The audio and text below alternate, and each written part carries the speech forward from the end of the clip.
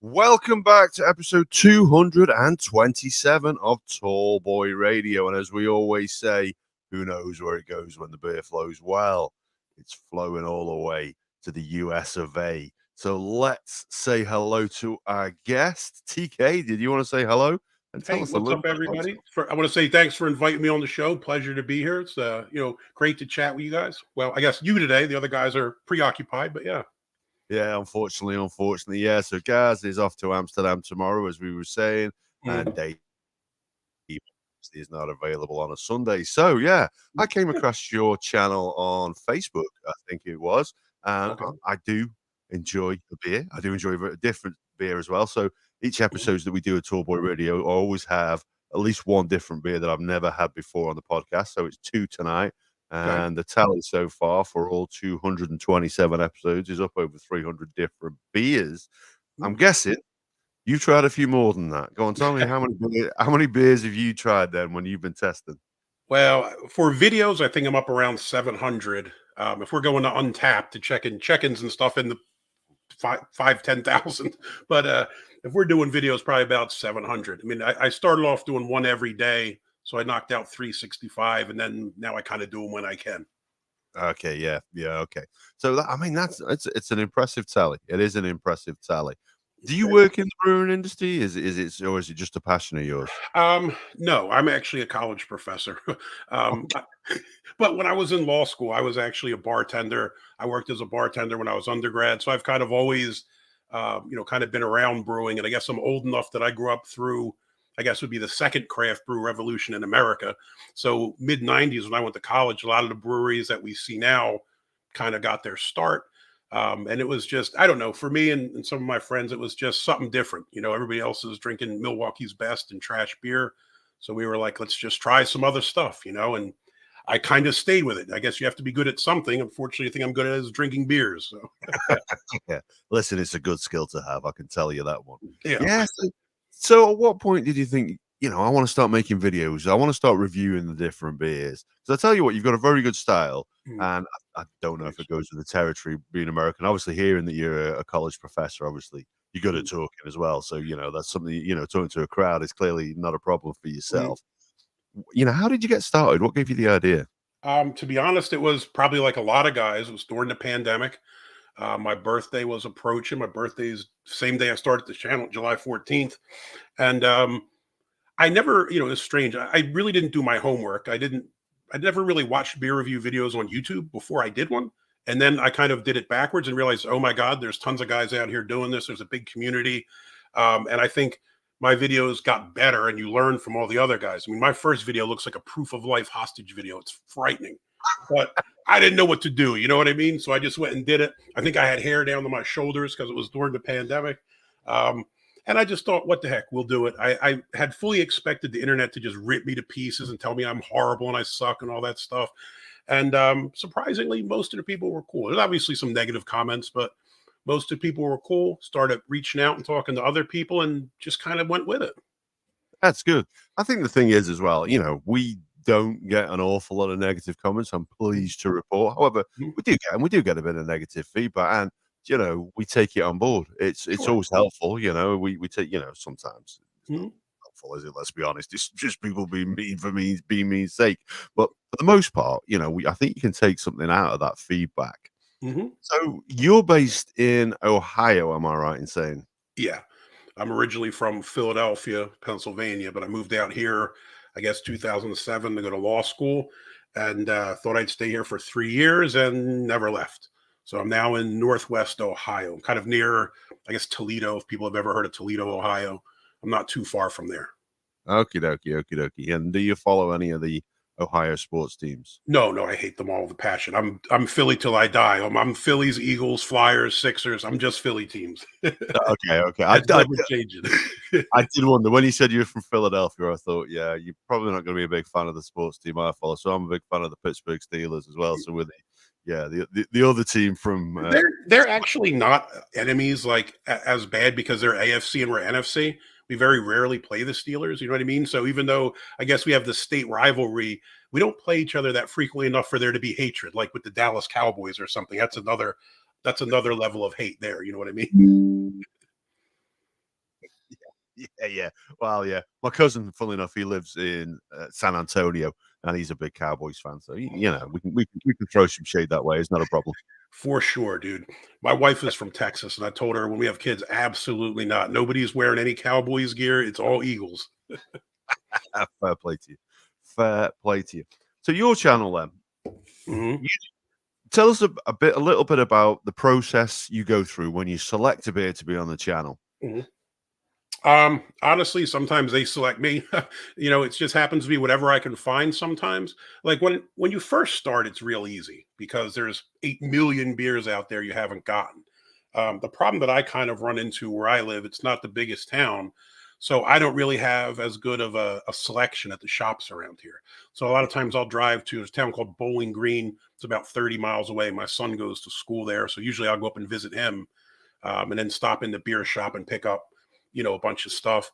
A lot of it comes from just, viewers or friends. So like a lot of the beer reviewers that I'm buddies with, we ship each other, we call beer mail, and kind of trade beers from different regions that we can't get. So, I guess one thing that's kind of weird in the US, if we look at the history of, I guess, craft beer, when I was younger, all you had was the macros. So Bud, Miller, Coors, and then maybe you'd have Heineken and Guinness, some of the European stuff, but it's always, kind of the macro stuff that everybody gets. So what kind of happened is once you had the craft beer thing blow up, a lot of those European beers fell to the wayside. Now you can still get Heineken and Guinness, but some of the other German beers you don't really see. And even when you go to the shops now, it tends to be heavily dominated by local breweries. And this is a tough one because obviously I support local breweries. I want to support my local dudes, but sometimes you want to try something else too. You Yeah. know, so we kind of rely on beer trades to get stuff we can't access here. So we have buddies in Colorado, we got guys in Canada, Pennsylvania, all over the place. So we kind of have a network to move beers around to try to select them. Now, the one day that I do try to pick something specific, Wednesdays, I do WTF Wednesday reviews where I try to do one of three things, either a macro beer, stuff that I normally wouldn't drink. We'll do weird offerings from craft breweries or international beers. So Wednesdays, I try to find weird stuff. But the other days, it's just kind of like, what can I get a hold of that I haven't reviewed yet, and see what I can get. Yeah, fair play, fair play. It's a good concept, to be honest with you. Mm, And one thing I will say, so I'm very familiar. Well, not very, certainly not as familiar as yourself, but mm, quite familiar with the US craft beer market. Now, mhm, over here in the UK, we've got a pretty thriving craft beer market, and I mhm. don't believe that it's reached saturation point. Although, sort of post pandemic and with the cost of living as it is at the moment, there's a number of breweries that are starting to fall by the wayside. Is that something that you're seeing in the States as well? Yeah, it's a bit of both.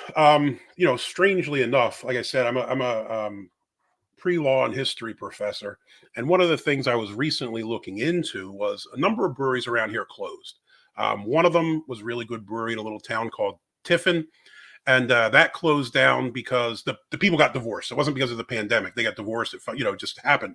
But then there were some other ones that went under. Like there was a great one called R. Shea out of Akron that was really good. They're selling beer, but they expanded right when the pandemic hit.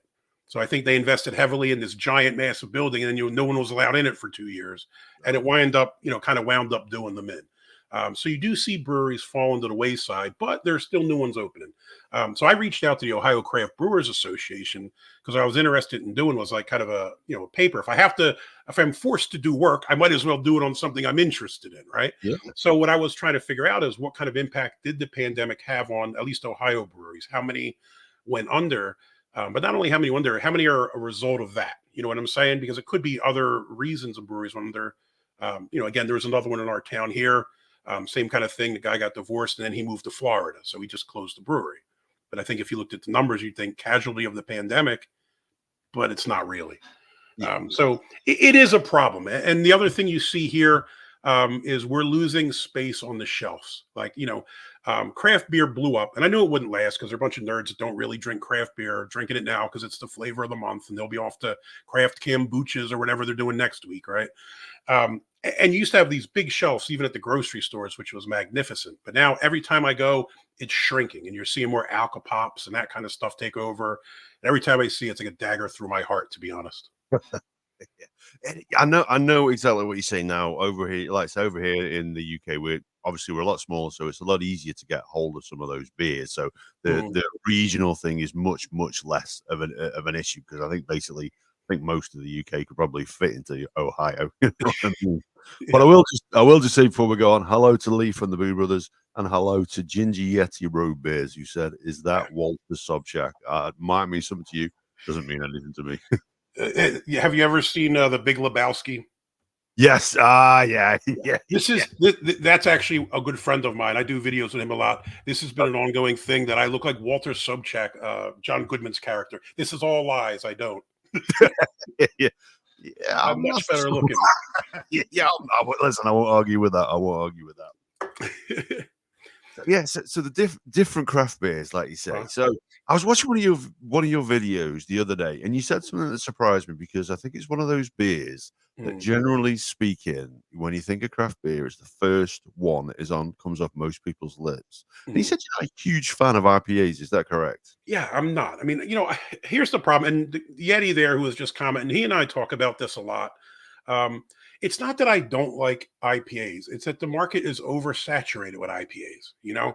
Like I don't know what the beer shops are like there, or even what the breweries are like. But I mean, we go to breweries and you'll have 15 offerings and like 13 of them are IPAs. And I just think, like, come on, dude, like, give me something else here, man. And I think that's the problem. I mean, I know the Yeti. I know he's about to board a plane and fly home. I don't know where he is, but he was in Idaho or somewhere, and they had like literally like 20 beers and like 18 of them were IPAs. And it's just like, come on, dude, give me something else. And that's kind of my beef with it. The other thing I think is, in America, at least, I don't know how it is in the UK. It's almost become kind of a contest to see who can cram the most hops into one drink. And I don't really need to feel like I gargled with a pine cone, so it doesn't really, it doesn't do as much for me. I don't mind them here and there. I just don't want to drink them all the time. No, I know what you mean. Sometimes, listen, I love a hopped beer, and I quite enjoy an IPA, to be honest with you. I really do. More of maybe a double IPA, something like that, or you go into the triples. So, that's more my kind of wheelhouse. But I know exactly what you're saying. Sometimes there can be so much hop in there. It can literally take your throat out while you're drinking it.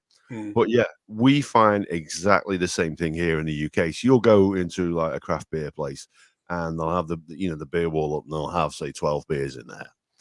And the vast majority of them will be IPAs. Maybe if you're lucky, you'll get a sour or a stout on there. Then it'll be a couple of pales, and that's it. But yeah, it always seems to be IPAs. And then you go to the beer fridges, exactly the same thing.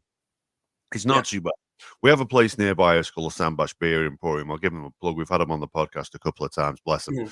And they do a good range. Now, Della, who does the selections there, like she is a beer nerd.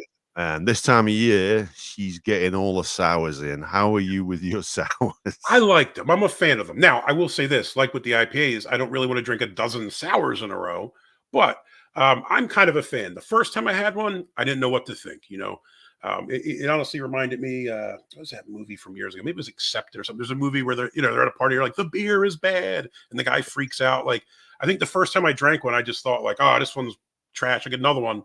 And the second one was like that. I'm like, oh, okay, maybe this is what it's like. Now, over the years, I kind of dig them. But again, I think it has to be like here and there. Like, I don't want to drink tons of them. No, I know what you're saying. Now, I've picked a couple of sours for tonight, funnily enough. So the first one I'm drinking is a key lime pie sour. Okay. I think it's a Welsh brewery called Guilo. Now, I tell you, it's not too bad, and it's got that pastry taste to it as well, which I really do enjoy in a beer. But my question for you is then, because the thing is like that. I mean, I'm grabbing a beer right here. Sorry. Yeah, you go for it, dude. But what I find is sometimes with these kind of beers, they're so heavily fruited or so heavily flavored. You do ask the question: at what point does it stop being a beer and head towards sort of those Alka Pops that you're talking about? I agree with you. And I think, what I feel that way about some of the IPAs too, like some of those ones that are like, looks like orange juice or something. And you're just like, at what point are we getting away from the original point of what we're doing here? Yeah, I'd agree. I mean, the other thing that's a problem for me is I actually do like my sour beers to be sour. And I think a lot of people just call anything fruited a sour because there's some tartness to it. So, like, in my videos, we ran about this a lot too, the Eddie and I. Tart and sour are distinct things, right? Like just because you have some fruit has a little bit of tartness to it, cool, but that's not a sour. I want it to be lip puckeringly sour to be a sour. Um, and honestly, we don't see tons of them. I actually just bought a mixed 12 pack of sours the other day. It's first time, or gozes. Sorry, close enough. First time I've seen a mixed 12 pack of gozes. But I don't mind mixing in some stuff. I got sours, gozes, other things, Berliner Weisses, just to kind of mix it up a little bit. I know a lot of people hate them, but I kind of dig them. Yeah, what's your go-to beer then? If you're just gonna go grab yourself a beer, you're not making a video. What's Mm. your style of beer that you're gonna select? Um, this is tough. I don't really have like a go-to anymore. Like if you'd asked me this 20 years ago, it would have been Yingling Premium. When I was in college, Yingling Premium was one of the cheaper beers you could get. Have you heard of Yingling? I assume, right? Yeah, yeah. So Yingling Lager is the one everybody knows. They also make one called Premium. It's more like I don't know, more like a Pilsner or something. And when I was in college, you could get a keg of that for $3 more than Milwaukee's Best, which is like the worst beer on the planet, basically, right? So it's a no-brainer. So I kind of got used to drinking that, and it was cheap and affordable. So that was kind of my go-to. Since I moved out here, it depends. It depends on my mood. Sometimes I'll drink, some Guinness if I want to have something nice. If I'm at a Mexican restaurant, I'll go Dos Equis, like easily acquirable stuff. But if I'm probably just chilling in the yard, I go with something like Dortmunder Gold. So there's a brewery in Cleveland called Great Lakes, and you can get a 15 pack of Dortmunder Gold for about $19.99. That's So not if I'm just looking for economical beer to chill and watch TV or cook some steaks on the grill or something, I'll go with Dortmunder Gold or Columbus Brewing. There's one called Columbus Lager. They're just kind of easy barbecue beers or lawnmower beers or whatever for doing that. yeah. And am I right in saying Brewdog's also based in Ohio as well? Yes, they are. They're in Columbus. They have they have a giant hotel there right Yeah. outside of Columbus. I haven't been there yet. But I have been to one of their places in Columbus. They have one in the Short North area. And both of my daughters live in Columbus. So when I go down there, I try to, hit the breweries. Brewdog to me, I don't know, man. They don't do it for me. They're just everywhere, oversaturated. And they're another one that seems to just be like, how many IPAs can we do? They're finally starting to break it up and do a little more stuff. But like, I don't know. I don't hate them. Like if they're there, I would drink them, but I don't go out of my way to buy them. No, I mean, and I think the problem with Brewdog is obviously they started off and they market them, and they still market themselves as craft Mm, beer. To be honest with you, the mm, punk IPA that they do though is mass mm, produced. So it's your hugely mass produced mm, IPA. Don't get me wrong, it ain't too bad. It's mm, not a patch on what it was like when they first started yeah. producing it. But if I'm gonna go for a Brewdog myself, I'll tend to aim for like the rarer ones that they do that they're doing in a limited batch, like the Nano Dogs or something like that. Mm, mm, I love an imperial stout, and that's one thing I don't think they're particularly good at is their stouts. To be honest with you, yeah. they're okay, but you can get a lot better imperial stouts out there on the market. Yeah, I'm a big stout fan. I kind of like big dessert stouts too, pastry stouts. I like a nice barrel aged stout. But I mean, for me, I'm weird with the barrel aging too. I think kind of like when you do stuff in whiskey barrels, it tastes great. Anything else is like, it's just mildly disappointing for me. Yeah, yeah. Although I will say, I forget it was I saw Bavik, I think over here they did one, and it was a rum barreled one. Yeah, Jeez, I'm not a big fan of rum, but yeah. this was exceptional. Really, I'm surprised because I Yeah, like you. Usually the rum barrels make them a little too sweet for me or something. I don't really care for that sweetness, like that rum sweetness taste. I'm yeah, gonna try that. We can get you say Bavik, Bavik, right? yeah. Yeah, I Yeah, can get them here. They started popping up in like the last 6 months. I think the only ones I've seen so far though are maybe like the super pills and something else, or like. But I guess they do have distribution here yeah. Oh, that's recently. good. Yeah, if you can get some of their imperial stouts, like I said, the rum one was really good. Same Yeah. as yourself, though. I'm a whiskey man, and Mm, anything mm. that says bourbon on it is going to end up in my shopping cart. I love, I just love You like bourbon. the innocent gun ones, the innocent gun cascade stuff. Yeah, not too bad. I mean, the best one of those that I tried was they have done a bourbon Mm, and they have done an Irish whiskey. I do quite like my Irish whiskies as well, to mm, be honest. mm. They're not too bad. And obviously, if we head up north of the border into Scotland, they do. You can get some good beers. And to be fair, there's a company in Edinburgh called Vault City. I don't know if you get them over there. Yeah, you get No, them. No, but no, that's a shame. Scottish beer. The only thing we get here is Bellhaven, which I think is like mass produced, basically. Yeah, And then, I mean, I guess technically they'll say again BrewDog, but they're in Ohio, so I don't count them. right. We don't. I hate to say this, at least where I'm at, we don't even get that many European beers anymore, which kind of lets me down. The one negative part to the craft beer revolution, I think, in America is we became so hyped about our beers that we completely forgot about the rest of the world. Now, most of the stuff we got was probably macro back in the day anyway, but like you just don't see it anymore. And it's just, I don't know, it's a little disappointing to me. Because I'd love to see, what you guys, even Canadian beers. I mean, I'm 2 hours from Detroit, 2 hours from the Canadian border. And the only Canadian beers I get will be like Moosehead, Labatt, like garbage anybody can get. Oh wow, that's disappointing. Yeah. I will say this: American craft beer market is, from what I've tried of it, it's pretty strong. I've been impressed by a lot of the beers that I've had. But yeah, you're quite right though. The Bellhaven is a mass produced one, although they do some like the Twisted Thistle IPAs that they do, and they do some flavored ones of those, which I've got to say, actually, pretty good. Yeah. So do you not get that much Belgian beer out there then? Yes and no. I mean, you get the Belgians that like everybody can get. And I'll tell you something that sucks actually. There was a spot in Cleveland called the Belgian Beer Store that had a fair amount of beer, and it was you could order it via mail. Because I know like in the UK and Europe, you guys can do a lot of the mailing of beer much easier and freely than we can. So every time Yeah. we do a beer trade, you're essentially breaking the law because you're not allowed to mail it. But people do it anyway, right? Not me. I only mail liquid yeast samples to all my friends, not beer. But Yeah. that's how I mail. You it is tough. Like what you can get your hands on. I mean, even from state to state. Like, so I'm in Ohio. I'm 2 hours from Michigan.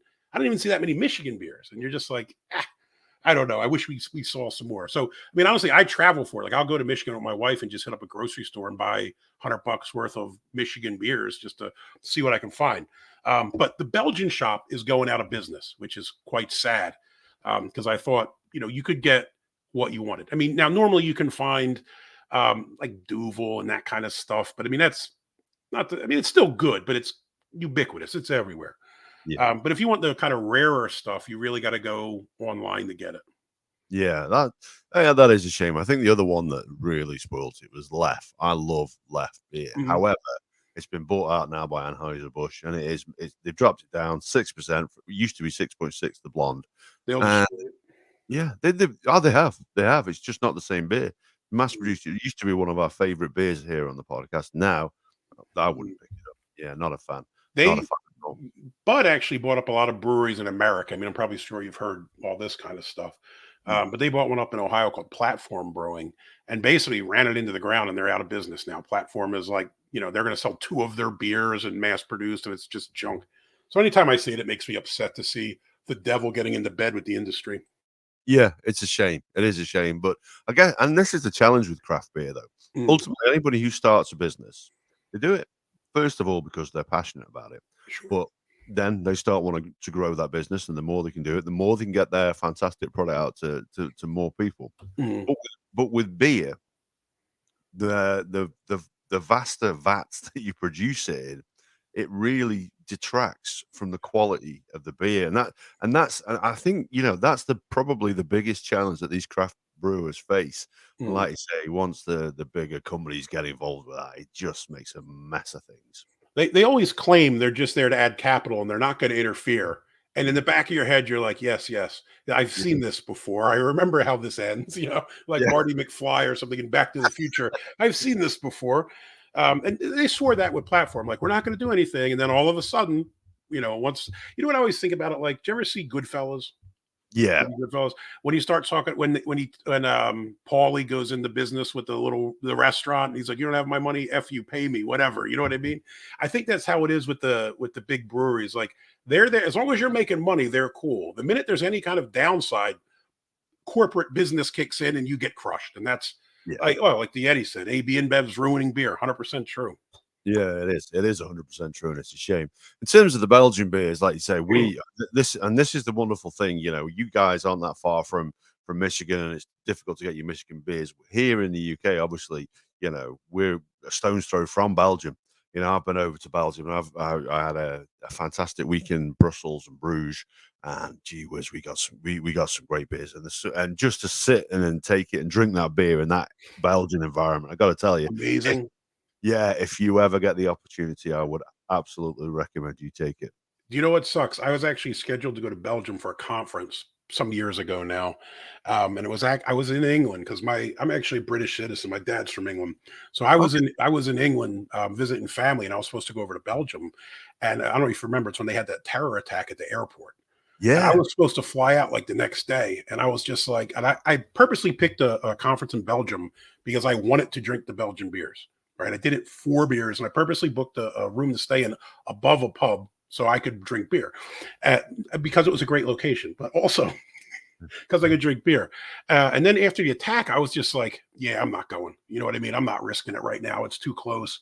And my uncle was like, just stay here for another week. And I didn't go, No. and I'm glad I didn't because of the circumstances, but wish that I had for the beer, sadly.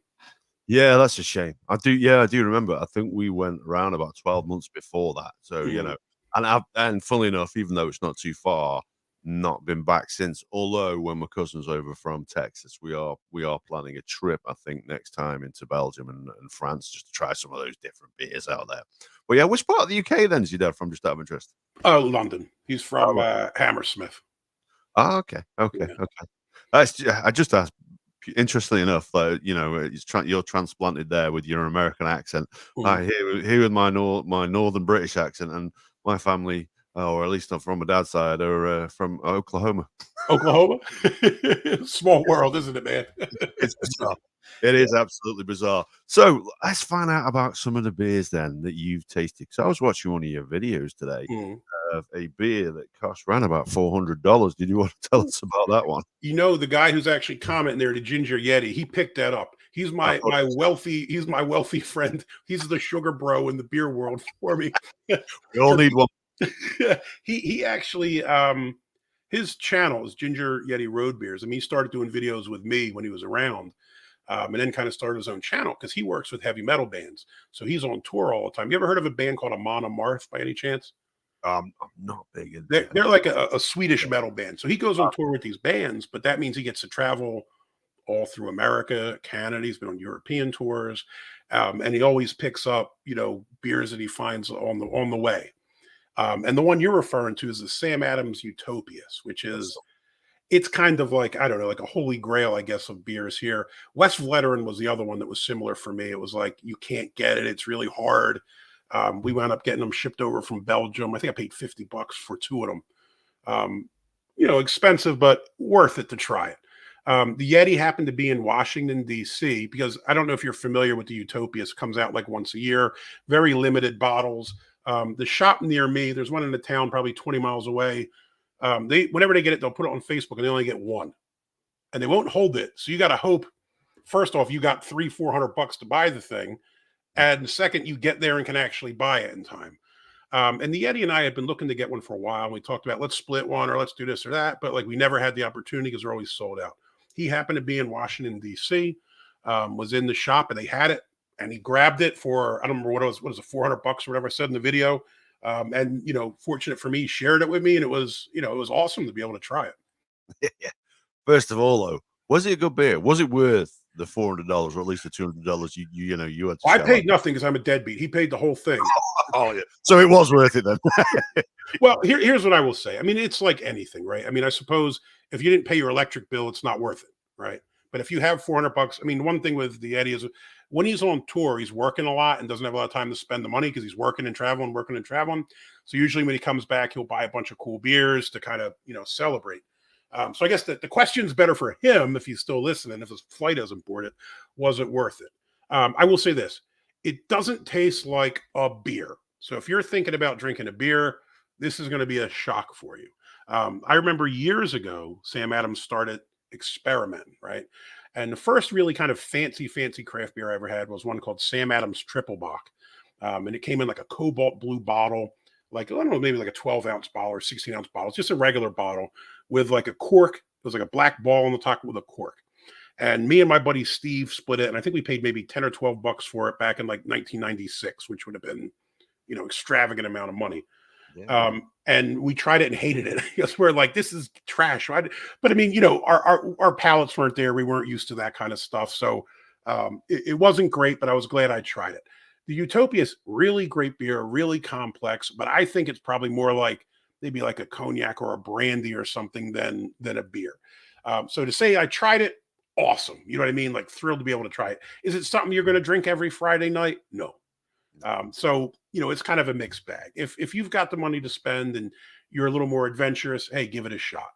Yeah. But to be fair, you could probably buy better stuff with $400 if you wanted to. Interesting. And when you say give it a shot as well, strength wise, it was pretty much like you say, it was pretty much cognac strength, wasn't it? Was it about 28%? It was something high. I don't remember off the top of my head, but it was like liquor standard, not a beer. I mean, it was, and I think even when you read it, I think it says that you're supposed to drink it like in a snifter and more like a cognac, like as opposed to pouring a 16-ounce beer and chugging it or something. If you did that, it would probably be disastrous. But the bottle was cool. The whole thing is neat. And I guess he could reseal it. So he put the cap back on, the crown back on, and then it had like a twist cap.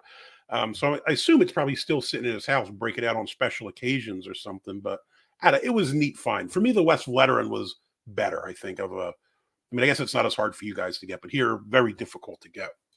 No, I mean, sometimes with that, like say, very similar to the company that you have there. So where we are in Stoke, there's a company literally called Belgian Beer Company again, and they ship it. However, because it's so close to us, we get a discount and we can literally just go pick it up straight from there. Beers like that, yeah, like you say, it's because we're so close. It's because we're so close. So 28%. Then is that the strongest beer you've had on the channel? One of the strongest beers you've had? I would say so. I mean, it probably has to be. I mean, I know I had a couple like Lithuanian ones that were like high teens or something crazy. But as far as just memory, that's got to be the highest one. I know there's some stronger ones out there that are like craziness, but I'll take high percent and actually artfully made as opposed to rocket fuel and a dead snake in the bottle. And I try it because the ABV's high, man. Yeah, I know there is one. I'm sure it's called something like snake venom, and it's about 60-70%. I mean, that's insane. Yeah.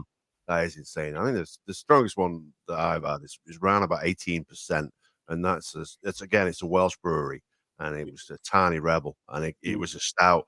And I tell you this, for an 18% beer, it was surprisingly thin. Mm-hmm. Did But it hide the ABV? yeah, it did a little bit. Well, although it was a bit of a challenge to drink, to be honest with you. It wasn't one of their better ones, but it still wasn't too bad. Was it, you say a thin, was it, you say it was an IPA or a stout, did you say? It was a stout. Yeah, Stout. it was a stout. Thin stout. That's a deal breaker for me, man. Yeah. I'm big on body. I think people have lost sight of that somehow. I mean, I know I'm a Guinness fan. I know Guinness is light bodied for a stout, but I don't know. I'm not a fan of the the thin stouts, man. No. So last week, one of the beers I had on the podcast was it was from Vault City, and they specialize in sour beers. Mhm. And they did one called Staggeringly Stupid, which is a blue Hawaiian flavored beer. So it was the curacao spirit Mhm. and pineapple. And I'm telling you, this was so thick that you literally could have, if I wanted to have it all out of the glass, I would have needed a spoon to get it out. It was that thick. It was incredible, but bright blue. Made a mess of everything where I spilt it. Fortunately, we were sat outside when we were recording because the weather was a little bit better. But gee whiz. Yeah. There's one beer I have to ask you about. So Uh-huh. we see it an awful lot over here, and it is almost like a holy grail beer to get in the UK. You can't get it anywhere. It's an American one, and it's made by, I think, Russian River. Pliny. Yeah. Mhm. Have you had that one? I did. I can't get it here either. I actually had I think I've had it twice now. I had one of my friends went to the brewery or somewhere and got it and sent it to me. Pliny, and the other ones is like that. I don't know if you've ever heard of the Alchemist, Hetty Topper. Yeah. Hetty Topper, they're and Focal Bang are like big boy beers. They're really hard to get, like Holy Grail beers. I had it twice, but both times someone sent it to me because I can't get it in Ohio. And I will say this, it lives up to the hype. I thought it was going to be, this is just the IPA boys singing the praises. You know what I mean? And then when I got it, as self-admittedly not a huge fan of IPAs, amazing beer. Oh, man. So I've tried to get hold of it in the UK. I was in Texas last year, and we tried to get hold of it while we were there, and we couldn't find it for love of the money. But I think you got to get them in California or very close to it, man. I can put some feelers out. If I can get a hold of one, I'll see if I can get one. Oh yeah. Let me know, and I'll obviously I'll send you the wedge. Yeah. Well, if I can get it, I will. I sent some. Although I hate to say this, the international shipping has killed any kind of beer trades. I traded some with, I don't know if you're familiar with Friar Joseph's in Ireland. I sent some to him, and it cost me like $70, man. And I was just like, it's extortionate for a very small package too, which I was surprised.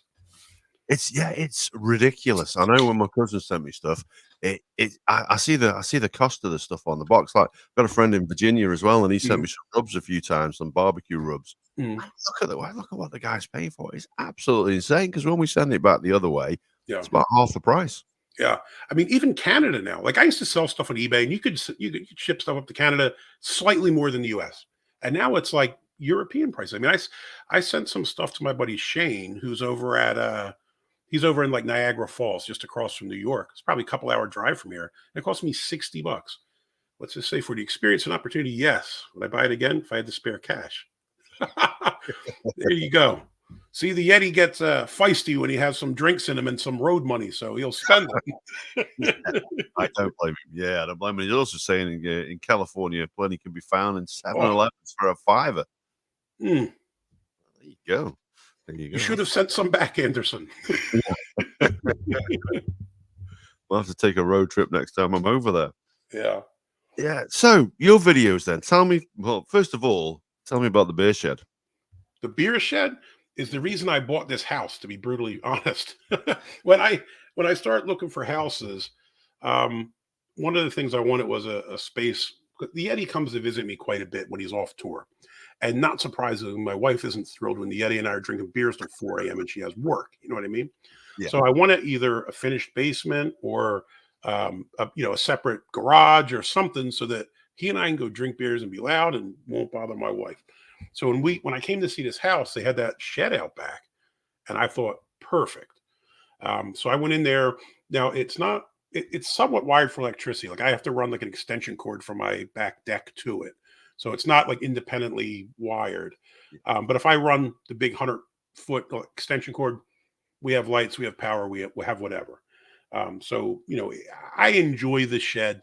The internet out there is okay. That's why I'm shooting from my son's bedroom instead of the shed. My internet out there is great if I'm just looking things up. But if I was going to do a video like this, I'm not sure how great. I did a video with, do you know Don's Beer Reviews, Scottish guy? No, I've not seen this. Don's a friend of mine. I did a video with him maybe 2 weeks ago, and my internet was not great because I think I was too far away from the router and all that stuff. So the shed is awesome for what I need it for. I have the lights out there. I just record with my iPhone, which does just fine. We have an independent audio recorder thing, and I just kind of sync them all up and do the videos. My wife lets me do what I want there. The rest of the house is off limits, basically, but that's my domain.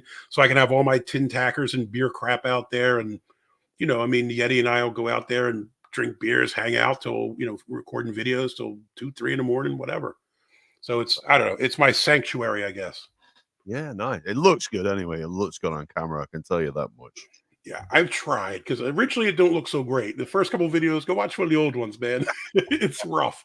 But as we get stuff, we keep adding. Yeti's cool. He's on tour. He'll pick up tin tackers for me, or we'll buy them off the internet or from the breweries and kind of decorate it a little bit. But I think it looks pretty cool. Yeah, nice. Yeah, it does. It looks good. So when you come to planning your videos then, so like you say, and I know what it's like, if you go back and listen to the original episodes of Tall Boy Radio, when you're first cutting your teeth, it's atrocious. It is absolutely. And some would say some of the later ones ain't so good either, but that's by the by. But it is what it is. It is. Well, yeah, we try. We do our best.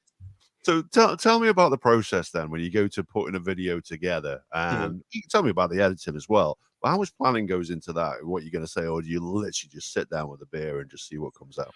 I do a little bit of research because I don't like walking in blind. So basically, for every video I do, I have like an index card. And on the top line, will just say the beer name and style, brewery name, city, country. I will have a little boxes on the side, one for ABV, one for IBUs. And then I look at the untapped ratings and Beer Advocate. I'm not sure how much you guys use those, but I'll put those ratings on there just for comparison.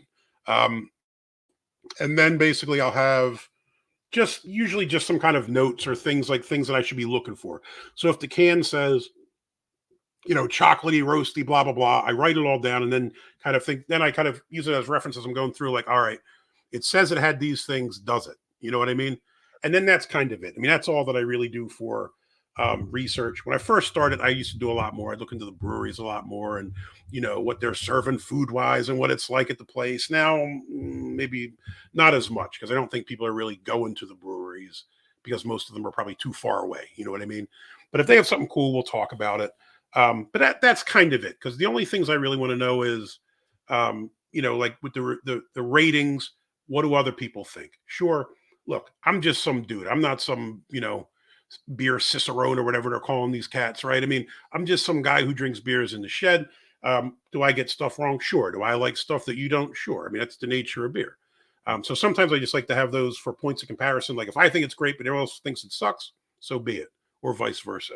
And that's kind of it, honestly, as far as research goes. Now, if it's something like the West Veteran or something, or that Sam Adams Utopias, I probably do a little more homework to talk it up or whatever. But that's kind of it.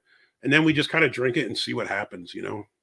Yeah, fair play, fair play. And what would you say then? And this is difficult. It's like asking a kid what the favorite color is sometimes. Mm, But what is the best beer that you've had on the channel?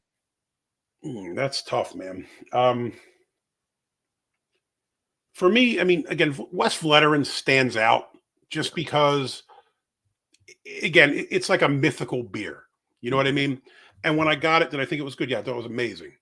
I got in arguments with people about this. Well, it's not the best beer in the world. And I was like, yes, of course, you idiots. I mean, you know what I mean? It's a subjective question. Come on, man. Yeah. What's the best beer in the world? You don't like it. Okay. Because you don't like it, I'm wrong. So that was a great one. Arche used to have some really amazing beers, was the one that was out of Akron that closed.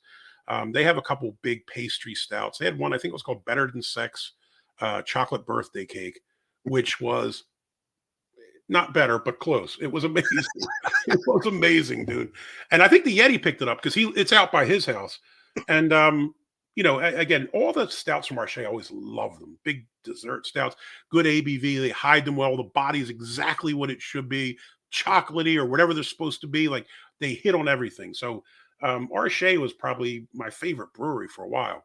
Locally, we got some good breweries here. Again, sad we had one called the Tiffin Brewery. Unfortunately, the owners got divorced and they went under. But the guy Aaron, amazing brewer, man, and he would do styles that people screw up.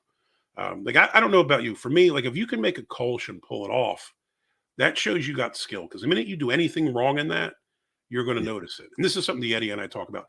For us, like IPAs, it's easy to hide mistakes in an IPA because it's just like throw more hops at it and let's see what happens.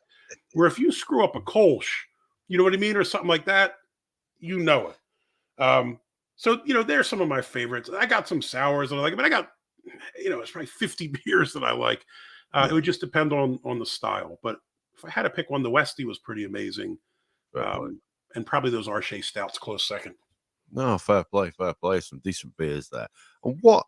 And now here's the thing: what temperature do you drink? The room temperature? Some of those beers, some of those beers, they're designed to be Stouts, drank. yeah, stouts. I like warmer. I know for most, this is I say it's a little better now than it was years ago. I think one thing with Americans is they like everything ice cold beer wise. I don't because it's almost too cold, and then all you taste is like cold going down your throat.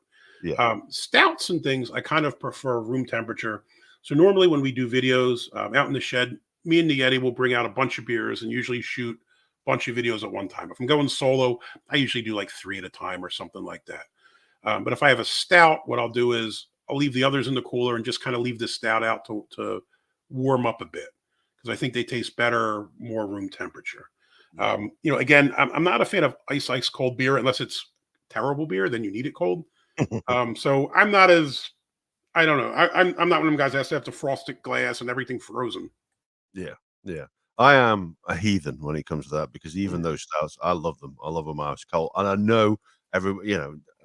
will get the messages after this where basically if you have it that cold, you don't get the taste. You You miss lose. some of it, yeah. You do miss some of it. Like say one of those Bavik beers that I'd had I think it was a banana custard, and I tasted it, loved it, Ooh, fantastic.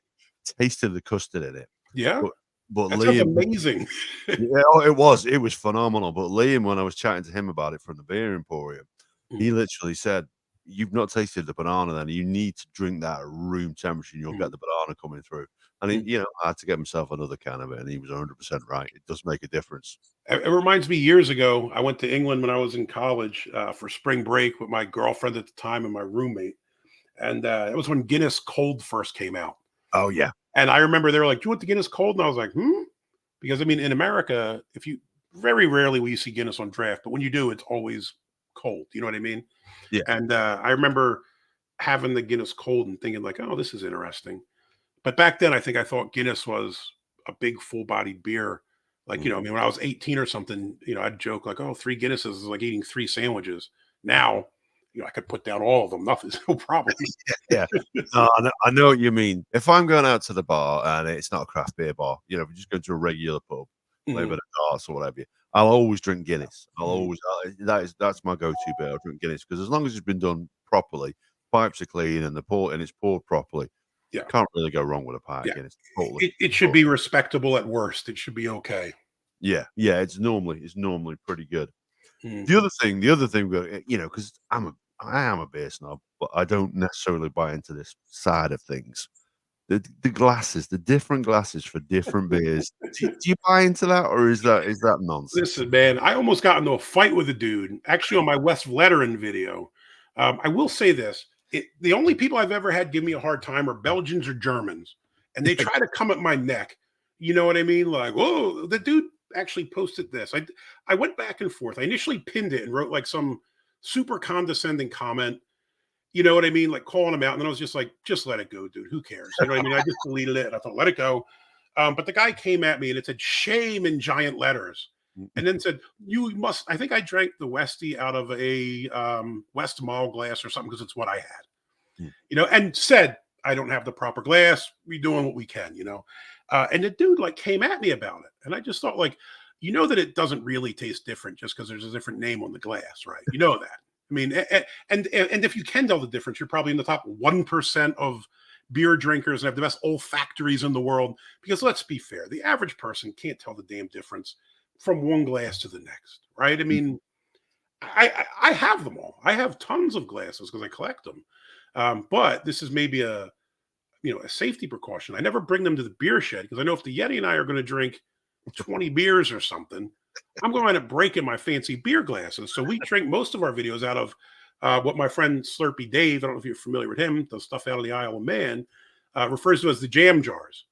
And the okay. reason I drink out of them is because I can get 10 of them for $10 at the store. And if we break them, I don't care, you know? Where if I break my nice glasses, I might not ever see them again. Yeah, I get you. I get you. Listen, I'm with you. I don't buy it. I don't buy into it at all. That said, if you go to Belgium, you order a beer, it is coming in the glass that beer is designed to be put in. I still think you can stick it. I mean, the one I'm drinking out tonight is a Mickey Mouse one that I picked up at Disneyland Paris. You know what I Yeah. mean? No beer should ever really be put in here, I don't imagine. But yeah, I don't think it makes. I don't It's think not it the makes worst. The Yeti does his out of because he's on the road. A lot of times the hotels won't have a glass in the room, so he has a plastic cup, and people will come at him about it. So we started calling it the iconic plastic cup and wrote iconic on them. You know what I mean?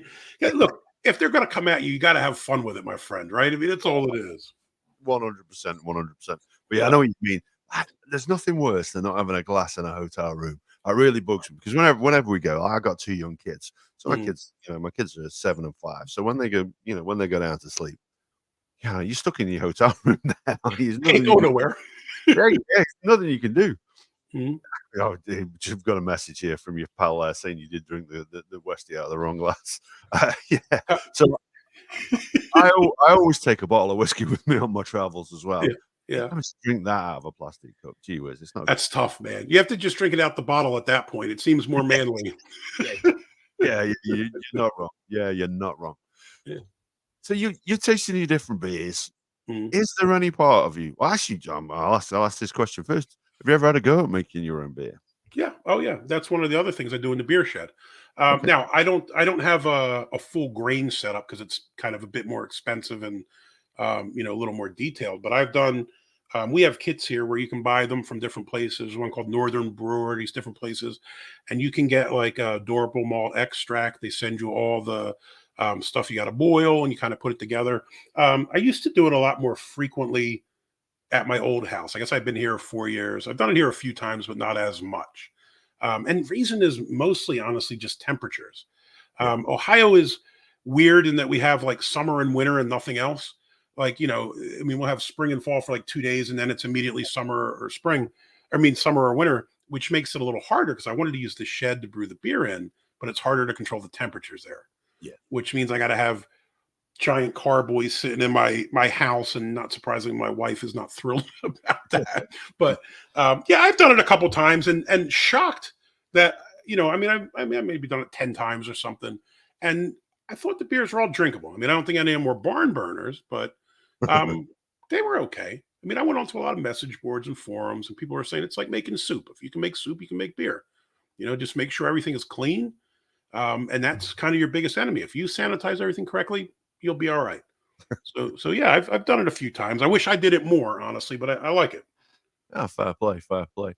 See, that was what I was wondering. I think sometimes, if you have a beer and you have a few, you think these are bloody awful. I could do better than this myself. Mhm. Is there any part of you that thinks, you know what, I wouldn't mind to have a pot brewing my own beer, maybe in partnership with a local brewery or something? I would love to. I'm actually pretty good friends with the guys that own one of the local breweries here. They're called False Chord Brewing. I don't know. The one thing that this is maybe like a terrible quality for somebody who's on YouTube and stuff.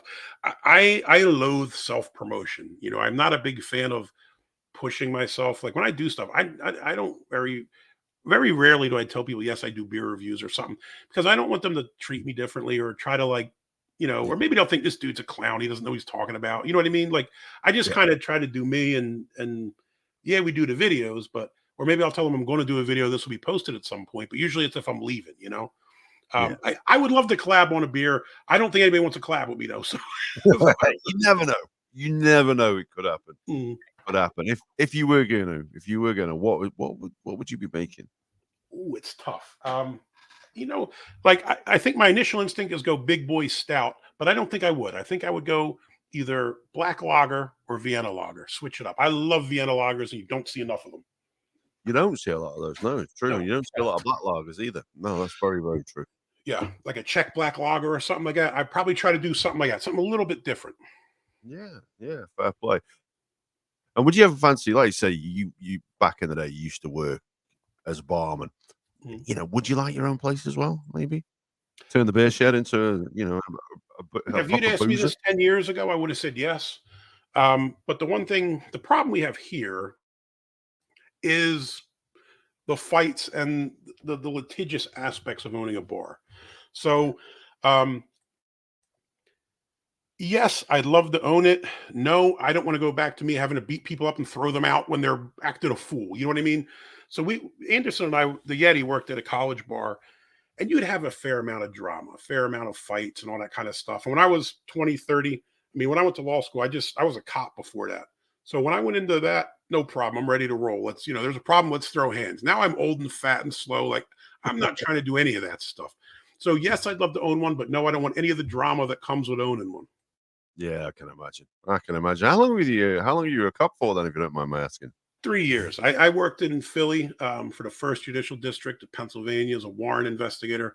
So basically, we kicked indoors serving warrants on fugitives 8, 10 times a day, every day for 3 years, man. Best job I ever had. Craziest job I ever had. I'm writing a book about it now. It's insanity. But I didn't make enough. And every day my wife's worried I'm going to get shot in the face. You know what I mean? So Yeah. law school happened instead. Oh, wow. So we've had a couple of cops on here as well. New York cops, as it just so happens. We had a guy called Vic Ferrari on, and a guy Mhm. called John Farisso, so Vic did auto crime, Mhm. and John did missing persons and internal affairs. So I tell you, they've got some interesting stories, and I Oh think yeah. Vic's written about 6 books about it, and John's written one. So let me know when that's out. I will buy it. I would love to read it. I'm hoping to have it together by the end of the summer. Me and one of my former partners, one of my best friends, a guy I grew up with since I was probably 6 or 7, worked with me at the warrant unit. But he was also on. You ever seen a TV show called Ghost Hunters years ago? Yeah, yeah. They had a contest called the Hunt for the Hunter, and he won that contest. And he was also on. There was another show. I don't remember if it's called 60 Days In or 90 Days In or whatever it is, where they send you into a prison. They send different people into the prison, and you stay there, and they do this reality kind of crap. So he was on those 2 shows, and he's kind of big on Twitter or X or whatever you're calling it now. Yeah. So he and I are putting it together because I'm the better writer of the two. I don't think he's going to mind me saying that. I mean, I have a law degree, multiple other degrees. It's what I'm good at. I can write fairly well. He worked a little longer, so he's got some more stories than I do. So it's basically an amalgamation of all of our stories, kind of, put in to one book. But I think it might be. It's entertaining. We've seen some crazy stuff. I'll tell you that, man. Ah, sounds good. Yeah, I would love to read that. Let me know when it's out, and I'll definitely buy For a copy. sure. Yeah, definitely, definitely. So, what's next for your channel then? What's coming up next? Well, next is I need to find some time to record. I just got a puppy yesterday, and now it's making my life difficult. Again, another reason why I'm shooting in my son's room so I can get away from the little girl, um, because she's still a bit yippy and running around. I have one boxer and I got another boxer puppy, so I need to get some time where I can carve it out and go in the shed and do some videos. I'd like to do some more road stuff, which was always kind of one of the intents because we started during the pandemic when you couldn't do anything. I kind of wanted to get out and do some more. So I'd like to probably do some more stuff on location or from breweries or things like that. The problem that I usually run into, I don't know if you ever do stuff on location, is the noise. It's very hard to record something with background noise. And the way YouTube works, it's very hard to not get some music in the background. You want to get like a copyright strike or something because of whatever is playing in the background at the location. Yeah. So I'd like to do some more of those. Yeah, fair play. Yeah, we did a live from Gaz, who's the guy who's off to Amsterdam tomorrow, and myself. I don't know if you can see in the background there. We've broken a couple of Guinness World Records playing darts. Very So cool. yeah, so obviously we're keen darts players. So we went up to the Disability Darts World Cup when it was up in Scotland, and we reported from there. And that is the one time, same as yourself. We started during the pandemic, wanted to get out on the road, wanted to do more stuff, and couldn't wait to do it. So we got up there straight away. This is the tail end of the pandemic, and yeah, and like we're like schoolboys let loose. You know what I mean? Yeah. We were on the beer, and it got way out of hand. It got way out of hand. We took a train into Edinburgh that night, and then Gas failed to get off it and ended up right in the middle of nowhere at about 3 o'clock in the morning, trying to find his way back to the hotel. Oh man, It that's was tough. Yeah, it was chaos. So it's probably the best that we haven't done any since, but Yeah. we will do some more. No doubt. No Well, doubt. I would tell you this. I mean, probably have 20 videos or more on the laptop that are just unusable because the Yeti and I are just so drunk by the time we get to these beers that they're awful. I said one day if I ever make money, I'll do the what's it called? What's the one where you get money or whatever, you throw all your special stuff over there. I forget what it's called, whatever that app is or whatever. One day I'll put them all out there. What's it called? Patreon. Yeah. If it's something like that, one day I'll put them all out there and they can see all the ones where we're slurring our words and too mangled to actually get through the videos. We had one video where a mouse came out in the shed in the middle of it and we freaked out. It was ridiculous, but there's some fun stuff like that and just sitting in folders on my laptop. No, great stuff. Great stuff. Yeah, we've done a few, and what do we call it? We just call them drunken ramblings. So we've done drunken ramblings 1, 2, and 3, which are episodes where we just drunk far too much strong beer and whiskey that it was unusable, really. Come the end, I think one of them we had to cut it short because some of the stuff that we said was deeply inappropriate. So we thought we can't put it out there. Yeah. I got a lot of those too. It's just us talking crap about different things or whatever and rambling on. It's not great. Good man. So we like to cut these short, round. Well, we bring things to a close rather, round about the hour mark, which is exactly where we are now. All right. So for the folks out there who are listening to this, tell them where they can find you on social media. I'll let you do some of that self promotion you hate. I'm just at A Beer a Day with TK on YouTube. I'm on Facebook with that. I just recently created a separate Facebook page with A Beer a Day with TK. And I'm not on Twitter anymore. I was on there and I got rid of it because it was just me get my brain ready to explode arguing with people over nonsense. So I got rid of it. Most of them were idiots, so I got rid of that. And I'm on Untapped. If you want to check out the beers that I've been drinking, see what I had or what I hadn't, I'm on there as A Beer a Day with TK as well. Indeed, indeed. And I would recommend you do that as well. Check out his videos because, like you say, if you listen to him talk for the last hour, the guy can talk and he can talk well. And the videos are very, very well put together. That beer shed is absolutely phenomenal. And I look forward to seeing more of that. So if you'd like to say your goodbyes to our listeners, and we'll call it a day. All right. Hey, thanks for having me on the show, and thanks everybody for tuning in. It's a pleasure to speak to some folks from a different audience that maybe I don't normally get to see. So, hop in the videos. Let me know what beers you're drinking. Let me know what beers you think I should be drinking. 100% do that. The man wants to hear from you. So thank you very much for joining us. I really appreciate it. We've had a few beer reviewers on in the past. All of them, as I've said to you, though, have been from the UK. So it's great to speak to somebody stateside and get that little different take on it. So I will wish everybody a fond farewell, and I will see you all on the next episode when we will be talking about something completely different again.